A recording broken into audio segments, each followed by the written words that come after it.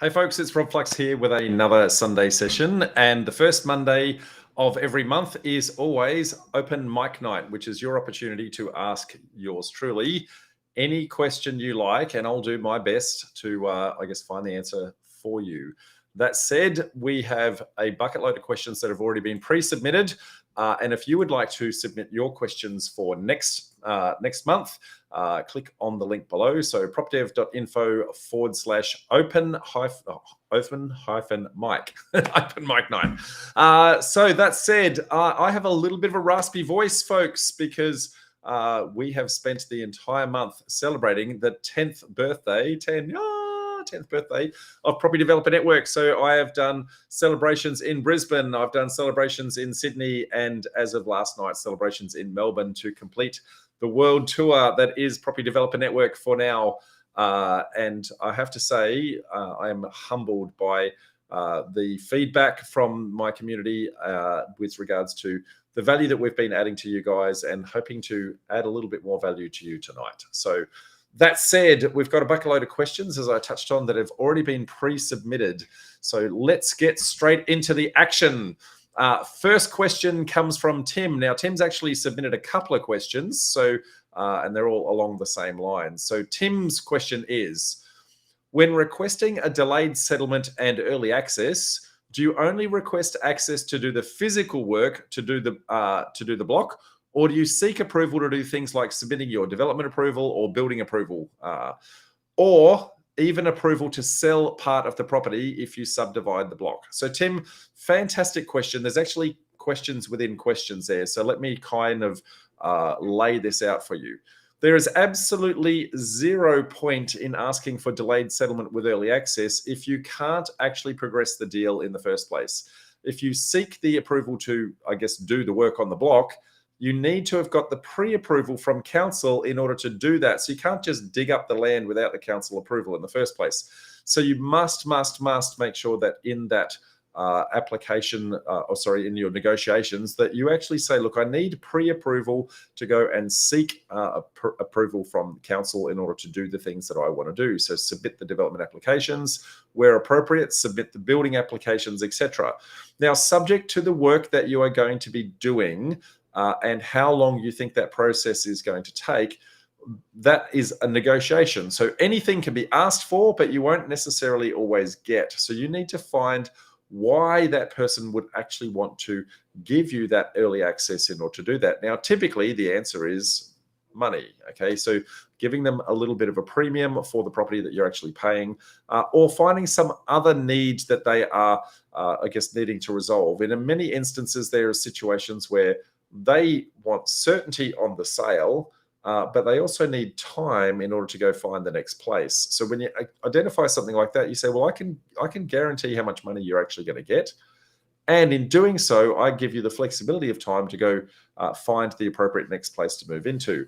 Now, when you do things like that, then you can get a win-win situation for both sides. So absolutely, definitely, you want to have the ability to lodge that development application. That is almost a mandatory part of the process. Otherwise, the time is not able to be benefited from at all. And so there's no point paying a premium if you can't actually use that. Now, how much do you actually pay? That's not a question you've asked, but I guess thought I would add that in because it's, the logical, tangible element. Time has value, okay? And we can actually calculate the value of time based on the holding costs that we're actually going to save. So if we are delaying our settlement, then we are going to be saving interest on purchasing the property. We're going to be saving rates on, paying council application fees.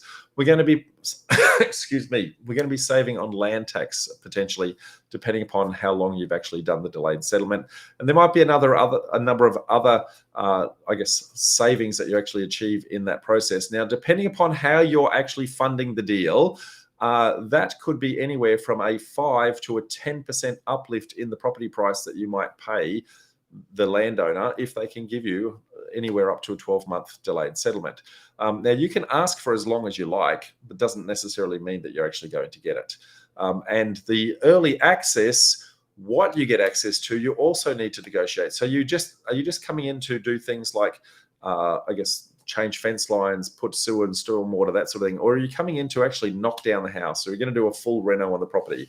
All sorts of things like that. So you can negotiate anything if both parties are in agreement. So it really comes down to your ability to negotiate that with the vendor, identify their need, and if you can identify their need and give them a value proposition as to how you're actually meeting that need that is actually going to serve you, that's how you get win-win situations. So hoping that helps Tim.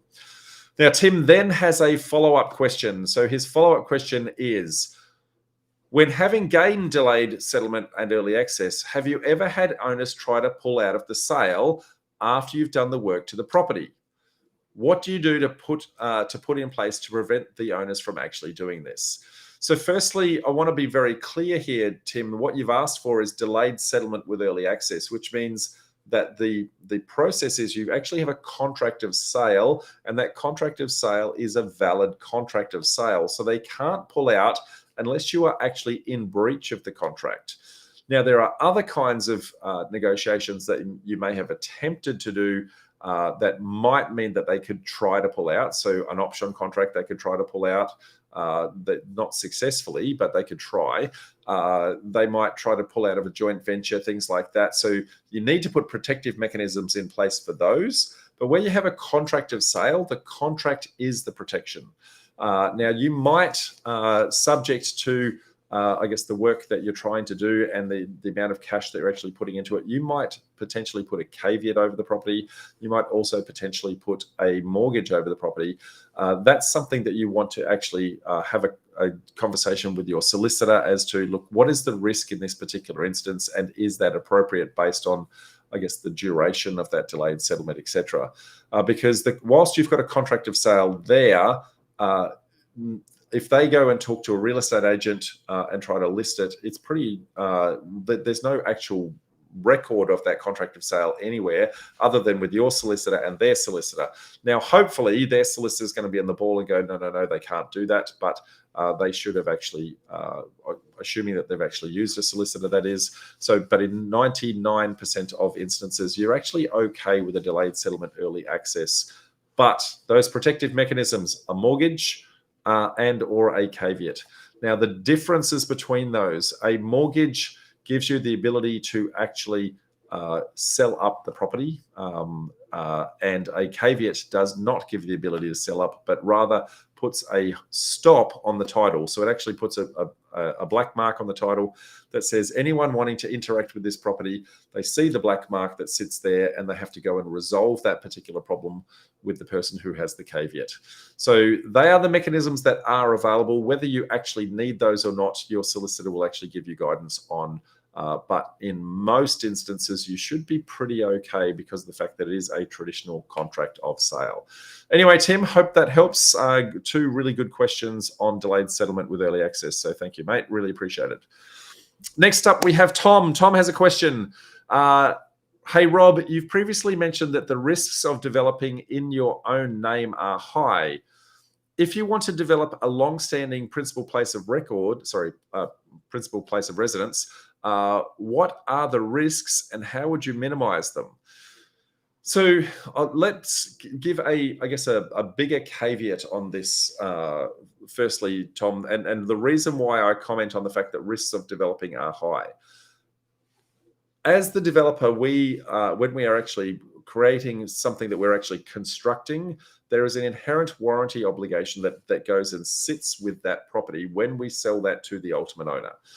Now, the ultimate owner has done a contract with us, okay? Then we have a contract with the builder. And so we are getting, I guess, in the middle of the ultimate owner and the builder. And so there's a hell of a lot of risk that sits with us because the owner will come to us and say, hey, you sold me something dodgy if the roof starts to leak or if the foundations start to sink or something along those lines. And so by developing in an entity of some description, whether it be a company or a trust with the corporate trustee, lots of different reasons for doing those different things. When you're doing that, you have the ability to have some shielded protection. So I guess the development itself is self-contained. And so Any assets and liabilities and that sort of thing that you've got sitting outside of that are typically shielded. And I say typically because it really depends on how you've actually put that structure together. But you also have the ability to, at the end of the project, to actually collapse that entity down, close it down, and because it no longer exists, then you are no longer in the middle of the ultimate owner, yourself, because you've now disappeared, and the builder. So the ultimate owner now goes to the builder. And if for some reason the builder goes broke, then the ultimate owner goes directly to the homeowner's warranty insurance. So in all instances, the ultimate owner is protected, and that's really important to note, that we're not trying to do anything devious here or mischievous or anything along those lines, but rather we're trying to get out of the food chain so that we minimize the risk of anything actually going wrong. After all, it wasn't us that did the building itself. We didn't do the construction. We engaged a builder to actually do that. And so there are times where if that builder has been a little less diligent or a little unscrupulous or cut a few corners, we are quite exposed in doing that, even though we believe that they've done the right thing along the way. So that's the generalization. Now, back to your question is, you've owned it in your own personal name, and now you want to do it as your principal place of residence. Mate, there's a couple of challenges that sit here. So firstly, you've got your asset protection challenge, and then you've got your tax minimization challenge. And you need to make a very clear and conscious choice as to which one is more important to you. So you need to go and speak to your accountant and say, hey, if I'm to do this in my own personal name, what are the implications of that? And if I'm going to do this in an entity, what are the implications of that? Then go have the exact same conversation with your solicitor. And what you'll find is you'll potentially get two slightly different answers, because your accountant is looking at the tax minimization and your solicitor is looking at the asset protection side of things. So you need to make a determination as what is more important to you, and then use both of those sets of inputs to come together. Now, where appropriate, my suggestion would be get both the accountant and the solicitor in the same room at the same time and actually have the conversation and come up with the answer that you're actually looking for. Now, there are many, many pros as to why you would do it in your own name. There's many, many cons as to why you do it in your own name. Equally, there are, I guess, pros and cons in doing those in different entities. If you were to shuffle them across to an entity, then almost certainly couple of different ways that you can actually do that. So I'm not going to talk about how you transfer it across, but if you do that, whenever you're changing it from one entity to another, it triggers two things. So it triggers an assessment for a capital gain, and it also triggers an assessment for stamp duty. Now, in this instance, the assessment for capital gain, because of the fact that it was your principal place of residence, you would typically get that principal place of residence exemption. So yes, you're assessed against it, but quite likely, based on how you've articulated this, quite likely you would be exempt. So it gets assessed and then you're exempt. Stamp duty wise, though, you probably won't be able to be exempt. And so you will likely pay some stamp duty in transferring it across. Now that sounds like a negative. However, what I would like you to actually contemplate is, well, from a tax perspective, if I'm doing it in my own personal name, then what tax bracket am I actually on at the moment? And if it's going to be deemed as personal income, if I'm on 32 cents on the dollar, 45 cents on the dollar, any money that I generate from there, it's going to have a much higher tax bracket. So it might be you pay a small amount of tax to get it into one entity, so that you then only pay company tax, which is only 26 cents on the dollar. Excuse me. Plus GST, etc. in that. So you might find that the two different approaches might give a very different outcome. Don't be afraid of the stamp duty. Consider it a cost of doing business. Do the math. Talk to your consultants and say, look, this is what I'm trying to do. Do the math and go, which one in my particular instance is actually going to be beneficial for me? Now, that said, there are some instances, and I say some, where you may be able to develop the principal place of residence and be able to get a capital gains tax exemption for the development itself. But in doing so, you must lodge an ATO private ruling. Okay, so you need to go to the ATO and go, in my particular circumstances, would it be applicable that I could actually do this? talk to your accountant as to whether or not they think that you might actually qualify for that. That's going to take some time to actually get that approval. It's going to take some time to actually prepare. It's also going to take some costs in order to do so. And you won't necessarily get, I guess, the result that you want, because not everyone actually qualifies for that. Now, the kinds of circumstances that tends to be is where you've had a property for a very long period of time, and during those years that you've actually owned it, the city has expanded out into your direction, and you've gone through a rezoning, or maybe potentially multiple rezonings that have meant that the uplift has actually occurred to you through the rezoning process, as opposed to just the market doing the work. In which case, you might have a valid argument to say, hey, all I'm really doing is realizing the actual capital gain that has actually been bestowed upon me through that rezoning process. Now, where that becomes really common is when farmlands get turned into larger subdivisions and new suburbs, etc. They tend to be the ones that are more likely to qualify for something like this. Now, it doesn't happen in all instances, but if you're just doing a basic 1 into 2, no rezonings happened in many years, those sorts of things, then chances are you're not going to qualify. Either way, you must get accounting advice, and you must get solicitor's advice on both of those as to which one is the best way forward. Anyway, Tom, hoping that helps. So Simran's now got a question. So Simran says, hi, Rob. Are the options contracts and low or no money down deals the same thing? Then he goes on with some subsequent questions that says, is sending out letters the only way to find such deals? And do you have a transcript on how to interact with vendors who might be interested in a long settlement? So you've actually got 3 questions there, Simran. So I'm going to try and flesh this out for you. So firstly, low and no money down deals. What that reference is there is that, look, I want to be very super clear. So what this is referring to is your money in the deal, not necessarily that money is not needed. So money is always needed in the deal. But sometimes, depending upon how you, I guess, acquire the property, and it's all about the acquisition model, depending upon how you acquire the property, you can sometimes defer or sometimes even avoid some of the costs in the process. So, for example, if you so the no or low money down deals, there's actually 7 different ways of actually controlling a property. Options contracts is just one of those. So when you say, are they the same thing? Well, it's one of the 7. So it's not the only way. But just like having one tool in your toolbox, if that tool is a hammer, what you don't want is to make everything start to look like a nail. You want to have all 7 tools in your toolbox. You want a hammer and a screwdriver and some pliers and some secateurs and all that sort of thing, so that when you actually are trying to deal with the situation with the vendor, you rummage around in your toolbox and you know which one to actually, I guess, put to them to actually solve their needs. And that's part of the third part of the question which you asked for, which is the transcript, and I'll come back to that in a sec. So I guess the gist of what we're trying to do, let's give you a hypothetical, okay?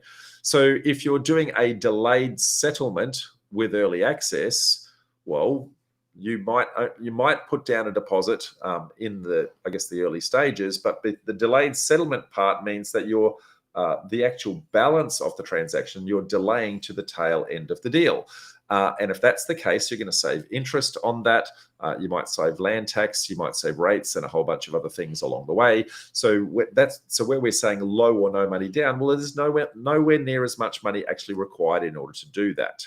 Okay, an option contract. Well, this is a mechanism where you put down an option fee. And I guess sometimes there's a sizable deposit that sits with that as well. But what you're doing is you're deferring that to a future point in time where you have the right but not the obligation in order to purchase. So you can actually, again, push that further down the track. So what we're trying to do is we're trying to improve our cash flow. Low and no money down deals are all about cash flow.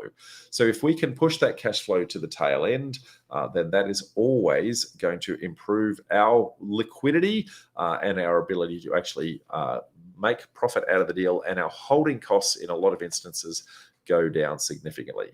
So Second part of your question, is sending out letters the only way to find such deals? And the answer is no.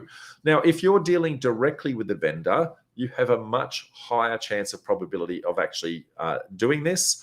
However, going through an agent, you can actually negotiate low and no money down deals.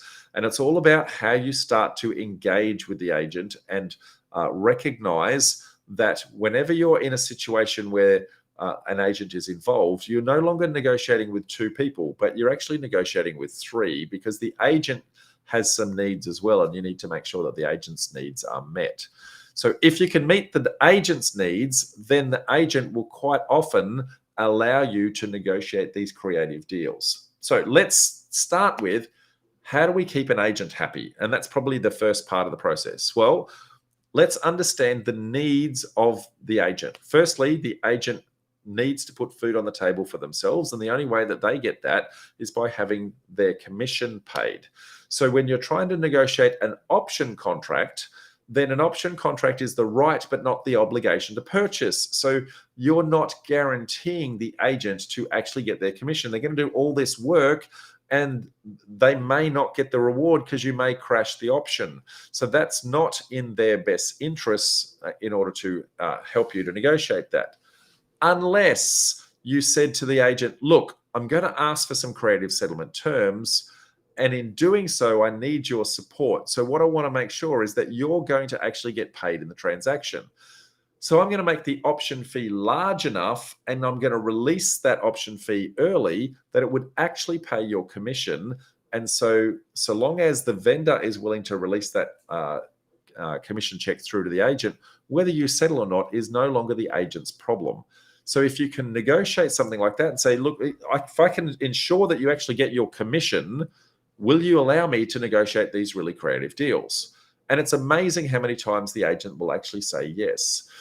The other thing that you could do, agents want commission checks, but they don't just want the commission check on the original purchase. You're actually selling finished product at the end. So you might be selling a 6-pack of townhouses. You might be selling 2 lots of land, or whatever it is that you're actually constructing. So is this the agent that you would potentially be selling through at the end? So maybe there's a little bit of commission at the front and a lot more commission at the tail. Now, if you can make them really happy with that, then that's going to potentially help to smooth the wheels. Now, some agents, when they're brand spanking new in the industry, they need that commission check straight away because they haven't got any other deals in the pipeline. And so releasing that commission early is super important. Other agents, they've been doing this for a while. They've got commission checks coming in on a regular basis. They might be happy to negotiate that, they get paid their commission later in the process if they get both the purchase and the sale of the finished product. So they're actually picking up multiple commission checks. So you've got to work out the need of that particular agent and how that works. Once you've gone through the agent, now you're actually dealing with the vendor. Now what you need to do is understand the vendor's needs. And this comes to the third part of your question, which was, do I have a transcript on how to interact with a vendor who might be interested in a long settlement? The answer is no, I don't. And the problem with it, excuse me. The problem with a transcript is that it infers that a conversation is linear, and conversations are rarely linear. Conversations ebb and flow and go back and forth and that sort of thing. So you need to be dynamically thinking on the fly with regards to, hey, what's actually happening here?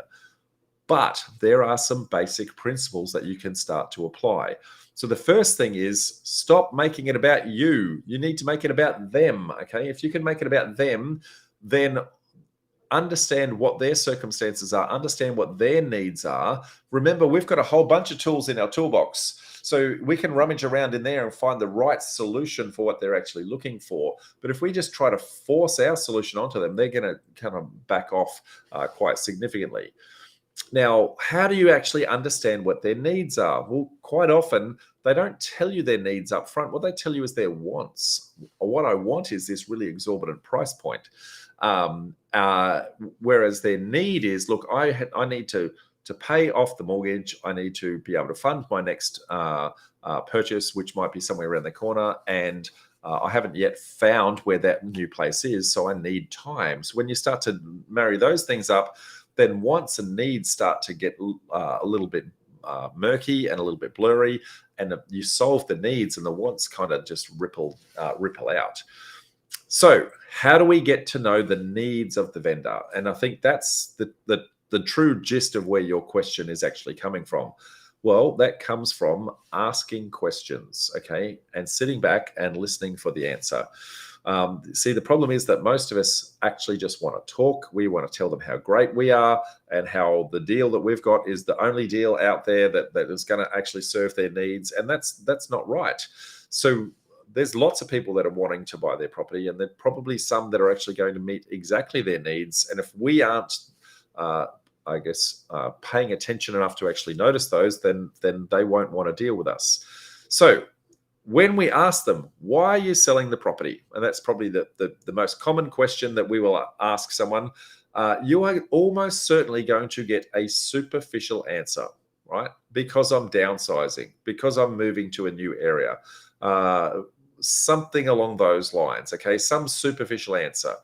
But the true gold and what you're actually looking for is the why behind that. So why are they doing that? What is the impetus to that? So are they downsizing because they're too old and can't maintain the property? Are they downsizing because their family has moved out and they want to follow where their family is going? Are they downsizing because the maintenance on the yard is just a little bit too hard? Understand what those things are and what their next stage in life starts to look like. And when you start to understand that, then you can start to put a proposition back to them. So for example, and it's called the 5 whys, okay? So 5 whys. Now, you don't always ask the question why, but you'll get the concept here. You ask them a question, why are you selling the property?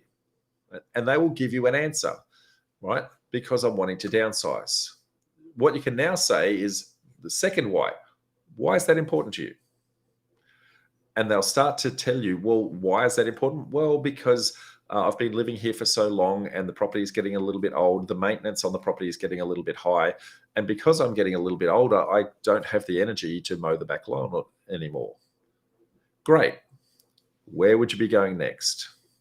Is it going to be somewhere in the area? Are you moving somewhere else? When you start to go deeper and deeper and deeper into their circumstances, there might be an opportunity where you might find out that, look, they want to downsize their property, but they want to stay in the area because this is where their families are. This is where their emotional attachment is.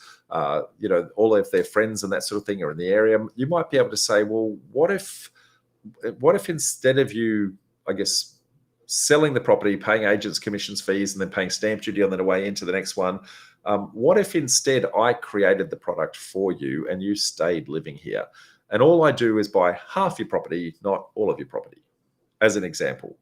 Now, in this instance, you might be able to build that downsized property for them, that low maintenance, age in place, allow them to actually know that they've got another 20 or 30 years with low maintenance on the property that they've actually got.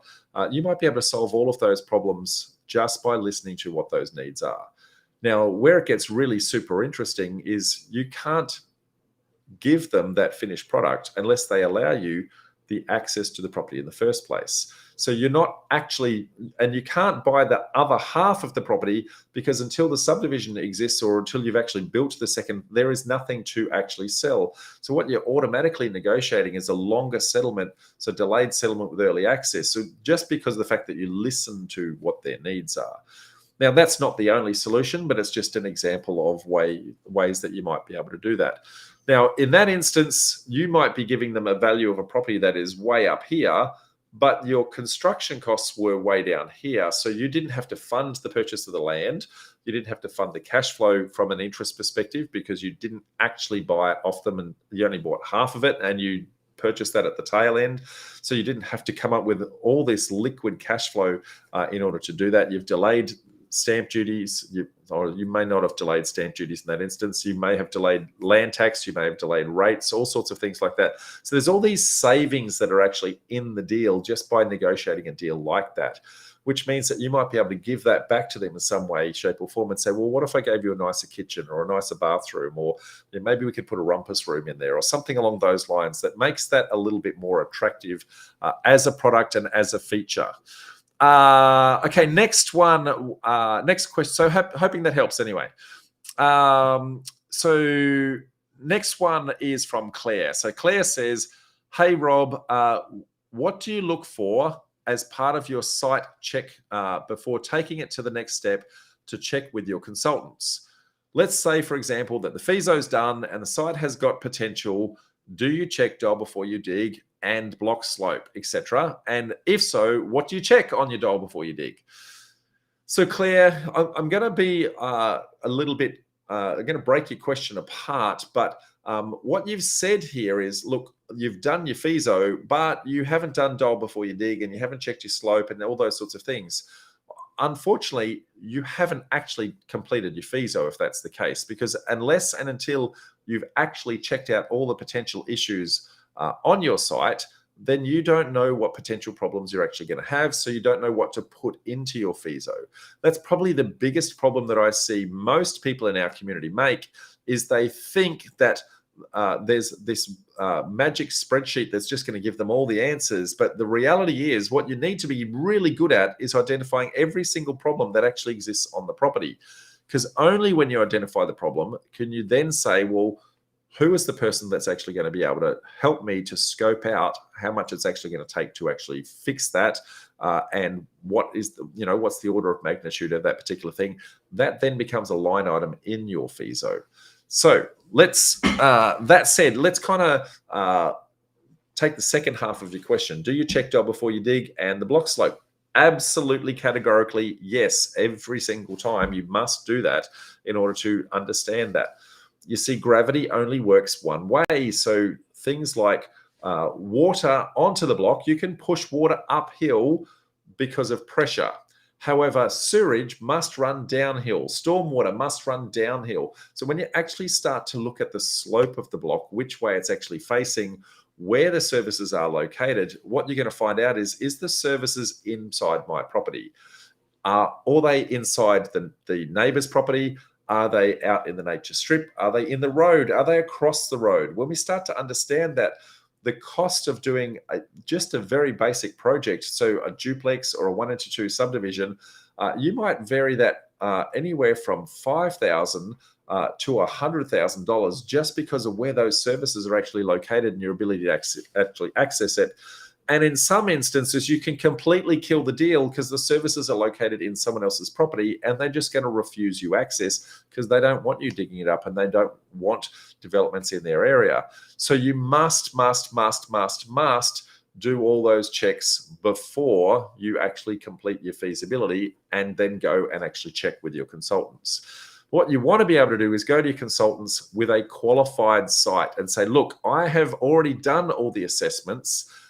These are the issues and challenges that I have found. And so I'm looking for your feedback on how I can actually resolve those. And did I miss anything? As opposed to just flicking them an address and saying, hey, what do you reckon of that, right? Because you're making them do all the work. When you start to give them a qualified site, when you start to give them, hey, I've done the work, and because I've done the work, I can see what these issues and challenges are, they're going to have a little bit more respect for you as a person and as a developer, and they're going to give you a little bit more time to give you the feedback that you need to say, hey, you did a great job here, but you just missed this little thing here, and that little thing might have a $20,000 or $30,000 implication to it. So, great work for getting it to there, but, here's an extra tip or an extra tool in your toolbox for next time. The more you do that, the more you pre-qualify the deals before you go to your consultants, the more they're going to respect you, the more they're going to give you more of their time. And quite often, and I can't guarantee this, but quite often they will actually give you a lot of their time for free when you can demonstrate that you're not wasting their time, that you're actually giving them genuine qualified deals. So that said, what are some of the things that you actually put into your checklist? Well, there's a gazillion of them. Now, if anyone actually wants to download my FISO feasibility spreadsheet, there are over 300 checks that you want to go looking for in that.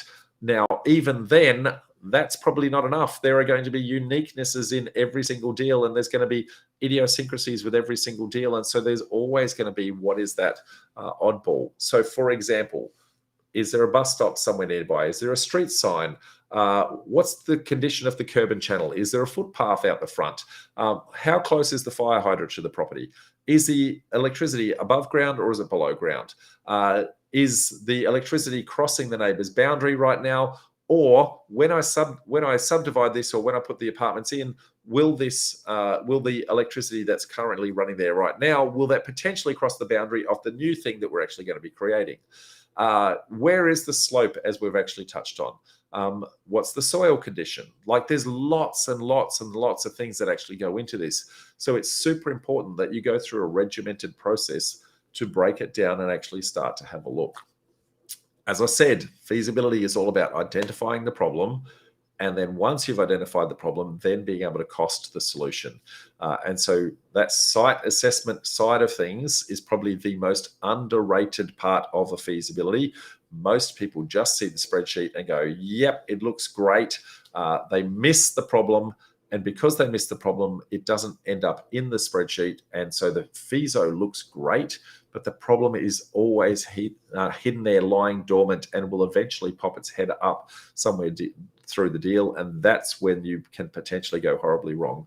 So Claire, make sure that you actually put all of your energy and resources and education and however it is that you're actually learning this process, make sure you put it into the site assessment. That is the most critical part of everything.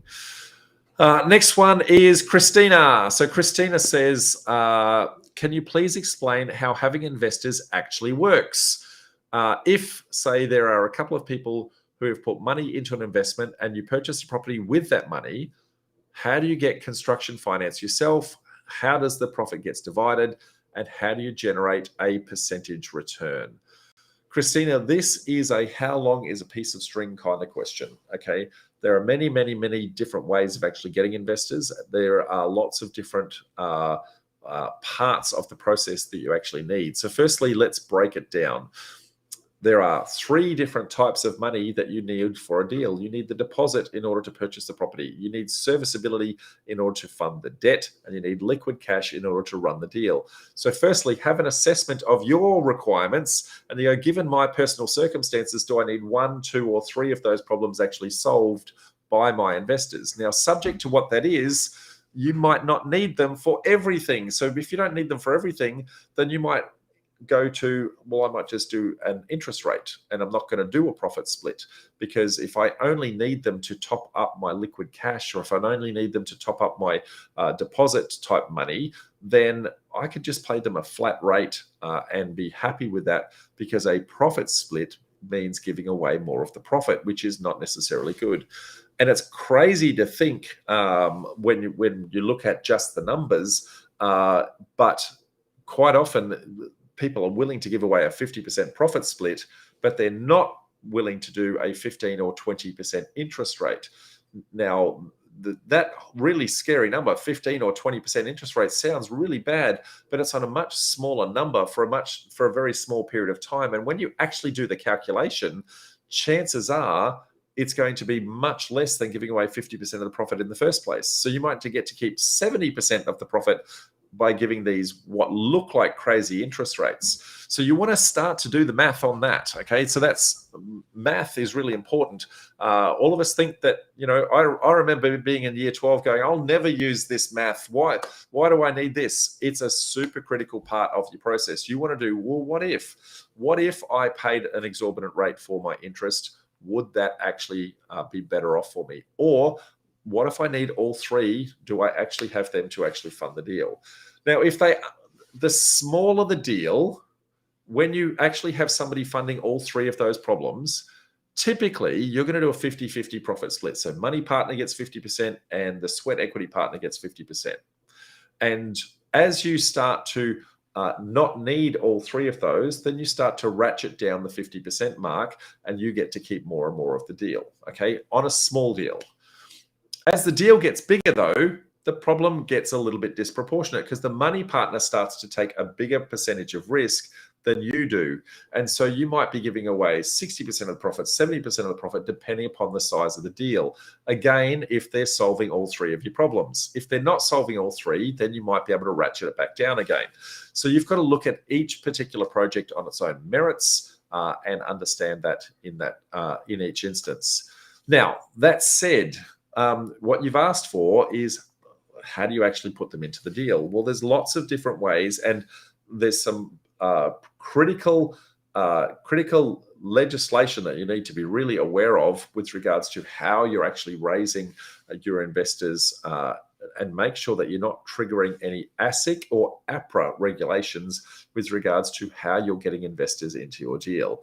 Now, I can't give you legal advice on this. However, some of the things that I can tell you is you need to go speak to a solicitor about, well, what is a sophisticated versus a unsophisticated investor, right? If you've got a sophisticated investor, they are deemed to be financially well off and have been able to make good, informed, educated investment decisions to get them into that position. So they are deemed to be someone who can make up their own mind. And so there's less protection for that person, which means there's a lot more flexibility for you to actually engage with those people. If, however, they are not a sophisticated investor, then they're deemed to not be as financially savvy. And so the APRA and ASIC regulations are there to protect them. And so how you interact with those people, the kinds of things that you say are regimented quite heavily. And so many times I see people in our community accidentally triggering some of those legislative requirements. So I would be absolutely going and speaking to your solicitor about, hey, how do I actually do this in a legally compliant way? What kind of investors, given the three things that I need to solve, how would I actually get somebody on board, both from an entity perspective and also from a, how do I put together an information memorandum that is not, in breach of any of those regulations? Never, ever try to guarantee the return, because unless you are fully loaded and got cash out the wazoo, then you can't guarantee anything. What you can say is, look, I'm going to do my best endeavors to get the results that we're actually trying to give you. But remember, you're seeking money partners because you don't have money. So it's really difficult for you to actually say, I guarantee. So make sure you never use those sorts of words, so that the language that you do is quite important, and also who you approach and how you approach them. Most of the ASIC regulations that sit in around this are based on the fact that you actually have a personal relationship with your investor. So you're not just sending emails out to the masses, you're not blasting it out to public forums, things like that. It's based on the fact that you have a personal relationship with them. And because of that personal relationship, they want to invest in you. So there's some little tricks and loopholes that I won't go into here that will allow that person to introduce themselves to you in a manner that is actually compliant. That then allows you to build that reputation and that rapport, and then give them the opportunity. But there are a limited number of people that you can approach. There is a piece of legislation that gets triggered many times called the 2012-2 rule, or at least that's what it's colloquially referred to. So no more than 20 people in any 12 months raising no more than $2 million. Okay, so now that's 20 people that are known to you. Okay, so that's not putting an email or a post into a forum that says, there's 5,000 people in that forum, and you go, hey, I've got, I'm offering a 15% return. Well, you've instantly triggered the 20, right? Because you've gone to 5,000. So that's not right. Okay, so you can't do things like that. What you might be able to do, and don't quote me on this because it's not my my legal position or not my legal understanding on how to articulate this well, but you might be able to say, look, I'm doing a project. If anyone would like to know a little bit more, come and have a chat, right? So when they have a chat, they introduce themselves to you. At this point, you have a relationship. Now you might be able to do that. Now, how you do that, make sure you please get your legal advice as to how you actually do that. So super important. Anyway, hoping that helps, Christina. Julian has a question. Hey, Rob, what are the most important things to consider when assessing a potential development site for a small subdivision, say a 1 into 2, for example? I'm aware of trees, services locations, and slope of the terrain to determine points of discharge. What else would I be missing? So I actually touched on this, I guess, a little bit earlier, Julian, with my my question through to Claire. Okay. There are at least 300 line items in my Quick Fizo app, and seeing whether or not I actually have a link that I can give you to Quick Fizo. I don't think I do. That's okay, but just go to our shop and you'll be able to find the Quick Fizo tool. There's about 300 things that you want to start to look for, and even then, there's still plenty that you may have actually missed. But some key ones that most people just completely forget. So firstly, can, should, or must I keep the house? Right now, that might sound a little bit stupid. So firstly, must I keep it? Well, is it protected? Is there some sort of heritage or character type protection that actually sits on the property that actually protects the house? Should I keep that? Well, there might not be any protection, but has the house got some level of intrinsic value? If you can keep the house, that saves costs of demolition and it saves the cost of constructing something new. So that intrinsic value might be worth, by the time you do that arbitrage between knock it down and build something new, as opposed to, hey, I could just keep it, then you might find that that's the only way to make the deal actually profitable. And should you, I guess, comes down to, well, is the house got any value in it in the first place? So can, should, or must I keep it? And then where is that located on the block? So if it's located right in the middle of where that line of subdivision is going to be, then you're going to have to do something with the house. You're going to have to either move it, knock it down, or otherwise. Okay, so understanding where that is, what those boundary rules are. You want to be super clear while you're asking for I guess a very basic 1 into 2 subdivision. There are 537 different councils in Australia, and so 537 different ways of actually doing that.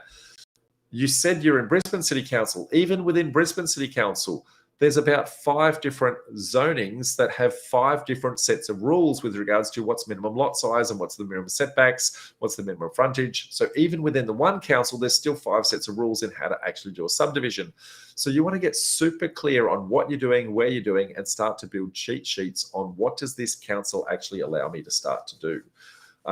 Now, the obvious ones that are deal killers, okay, the zoning is the maximum potential for the site. And then there's a whole bunch of that constraints that determine whether or not that maximum potential can actually be achieved. So there's critical overlays, there's state, federal, and local government, overlays that will actually sit on that site that might be deal killers that stop you from actually achieving that maximum potential. Then there's, I guess, the 5 elements of, feeding and watering the site. So you need water, you need sewage, you need stormwater, electricity, and also telecommunications. You need to make sure that all of those are physically accessible to the property in some way, shape, or form. So is there electrical capacity in the line, for example? Is that above line or below line? I touched on before, are there bus stops? Where are the fire hydrants? Where are the services physically located? What are the issues and challenges that you actually have to solve for that particular property? Are the services located in your property? Are they located in the neighbor's property, et cetera, et cetera? So there's quite a bit to it. And as I touched on before with Claire, getting really good at that site analysis side of things is really the only way to actually achieve that. And I guess that's a lot of the stuff that we actually teach in our property development formula program, not trying to put a push for that, but letting you know that we concentrate very much on the site analysis, because in the end, a feasibility comes down to just 2 things. How good I identify every single problem and I cost them, and how well I get at identifying what the sales of the finished product are going to be. And the feasibility is just the adding and subtracting of those 2 individual items.